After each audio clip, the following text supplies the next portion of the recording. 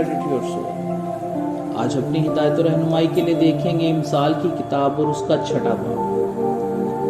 اے میرے بیٹے، اگر تو اپنے پڑوسی کا ضامن ہوا ہے، اگر تو ہاتھ پر ہاتھ مار کر کسی بیگانہ کا ذمہ دار ہوا ہے، تو اپنے ہی منہ کی باتوں میں پھنسا، تو اپنے ہی منہ کی باتوں سے پکڑا گیا۔ سو اے میرے بیٹے، چونکہ تو اپنے پڑوسی کے ہاتھ میں پھنس گیا ہے، اب یہ کر اور اپنے آپ کو بچا لے۔ جا، خاک سر بن کر اپنے پڑوسی سے اصرار کر، تو نہ اپنی آنکھوں میں نیند آنے دے اور نہ اپنی پلکوں میں جھپکی۔ اپنے آپ کو ہرنے کی مانند صیاد کے ہاتھ سے اور چڑیا کی مانند چڑیا مار کے ہاتھ سے چھڑا۔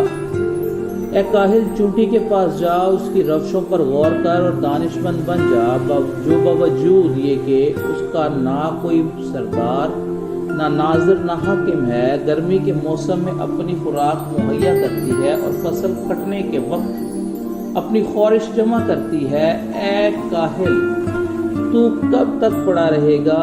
تو نیند سے کب اٹھے گا؟ تھوڑی سی نیند، ایک اور جھپکی، ذرا پڑا رہنے کو ہاتھ پر ہاتھ۔ اسی طرح تیری مفلسی رہزن کی طرح اور تیری تندرستی مسلح آدمی کی طرح آ پڑے گی۔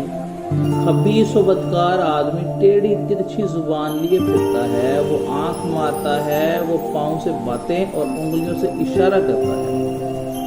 اس کے دل میں کجی ہے، وہ برائی سے منصوبے باندھتا ہے، وہ فتنہ انگیز ہے۔ اس لیے آفت اس پر ناگہان آ پڑے گی، وہ یکلخت توڑ دیا جائے گا اور کوئی چارہ نہ ہوگا۔ 6 چیزیں ہیں جن سے خدا کو نفرت ہے، بلکہ 7 ہیں جن سے اسے کریہت ہے: اونچی آنکھیں، جھوٹی زبان، بے گناہ کا خون بہانے والا ہاتھ، برے منصوبے باندھنے والا دل، شرارت کے لیے تیز رو پاؤں، جھوٹا گواہ جو دروغ گوئی کرتا ہے اور جو بھائیوں میں نفاق ڈالتا ہے۔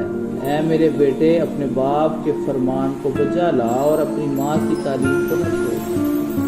ان کو اپنے دل میں باندھ رکھ اور اپنے گلے کا طوق بنا لے۔ یہ چلتے وقت تیری رہبری اور سوتے وقت تیری نگہبانی اور جاگتے وقت تجھ سے باتیں کرے گی۔ کیونکہ فرمان چراغ ہے اور تعلیم نور، اور تربیت کی ملامت حیات کی راہ ہے، تاکہ تجھ کو بری عورت سے بچائے، یعنی بیگانہ عورت کی زبان سے، چاپلوسی سے۔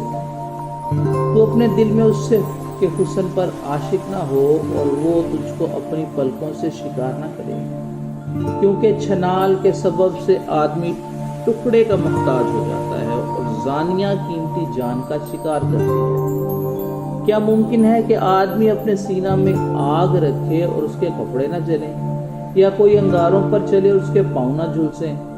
جو بھی ایسا ہے جو اپنے پڑوسی کی بیوی کے پاس جاتا ہے، جو کوئی اسے چھوئے بے سزا نہ رہے گا۔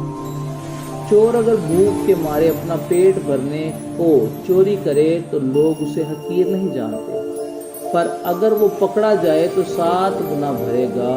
اس سے اپنے گھر کا سارا سامان دینا پڑے گا۔